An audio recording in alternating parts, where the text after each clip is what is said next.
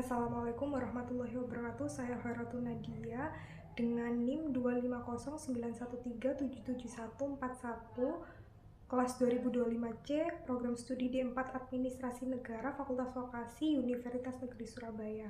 Di sini saya akan mempresentasikan hasil observasi mengenai kondisi kantor di PT Gadai Arvindo Indonesia Cabang Surabaya.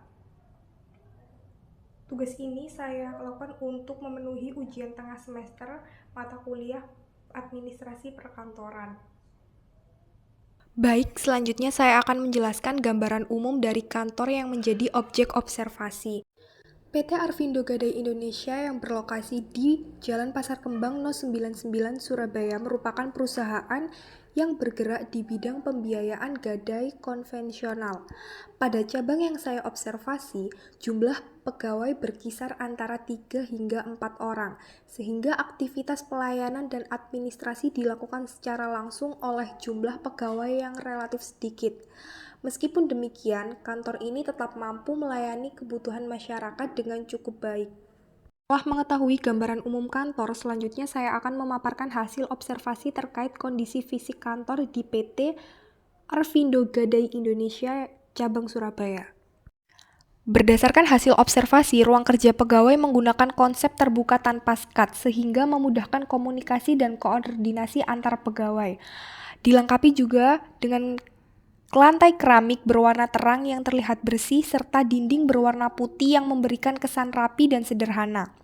Penerangan di ruangan ini juga cukup baik sehingga mendukung aktivitas kerja seperti membaca dokumen dan mengoperasikan komputer. Selain itu, ruangan ini juga dilengkapi dengan pendingin ruangan atau AC yang membuat suasana dan kondisi kerja tetap nyaman. Namun, masih terdapat beberapa kekurangan seperti kabel stop kontak yang masih menggantung dan belum tertata dengan rapi. Selanjutnya, pada ruang pelayanan. Pada bagian pelayanan, ruangan terlihat sederhana tetapi tetap fungsional. Tersedia beberapa kursi tunggu bagi nasabah yang disusun berjajar di depan loket pelayanan. Selain itu, terdapat pembatas besi berwarna merah antar pegawai dan nasabah yang berfungsi sebagai pengaman sekaligus pembatas interaksi langsung. Secara umum, kondisi ruang pelayanan sudah cukup memadai dan baik, meskipun terdapat beberapa bagian dinding yang terlihat kotor dan perlu perawatan ulang. Dalam hal pengelolaan arsip masih ditemukan beberapa kendala. Dokumen disimpan dalam map dan buku agenda yang diletakkan di atas meja, rak, serta di bawah meja. Hal ini menyebabkan terjadinya penumpukan arsip sehingga terlihat kurang rapi. Meskipun masih mudah diakses saat dibutuhkan, tapi hal ini perlu diperbaiki.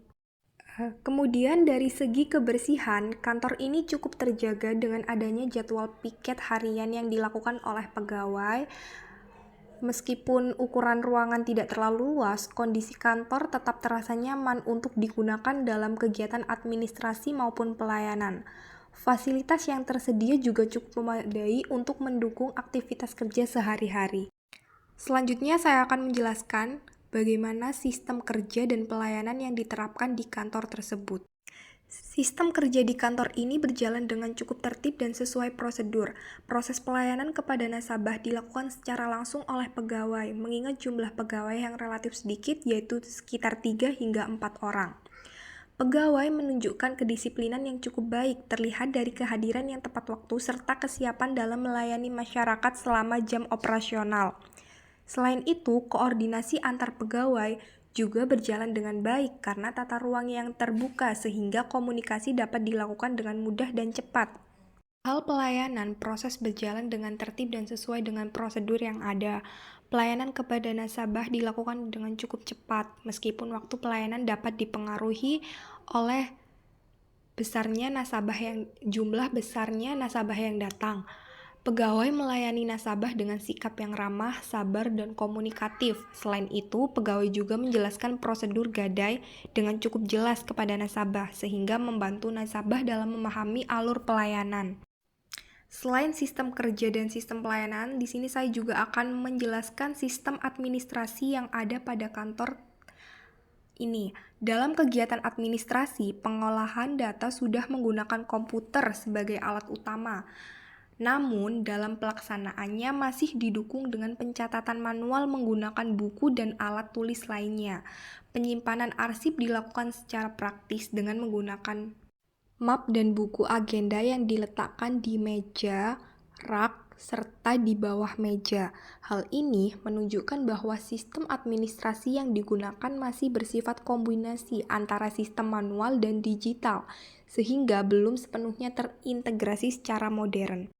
Berdasarkan hasil observasi, terdapat beberapa permasalahan yang ditemukan, seperti penumpukan arsip yang terjadi karena keterbatasan ruang penyimpanan sehingga dapat menghambat efisiensi kerja. Kemudian, kurangnya pemahaman nasabah terhadap isi perjanjian yang dapat menimbulkan kesalahpahaman, terutama terkait kewajiban setelah lelang. Lalu, penataan fasilitas kerja yang kurang rapi, seperti kabel yang masih menggantung, yang berpotensi mengganggu kenyamanan dan keamanan kerja. Permasalahan-permasalahan ini menunjukkan bahwa masih diperlukannya perbaikan dalam pengelolaan administrasi dan pelayanan pada kantor PT Gadai Arvindo Indonesia. Untuk mengatasi permasalahan tersebut, di sini saya memberikan beberapa saran untuk perbaikan.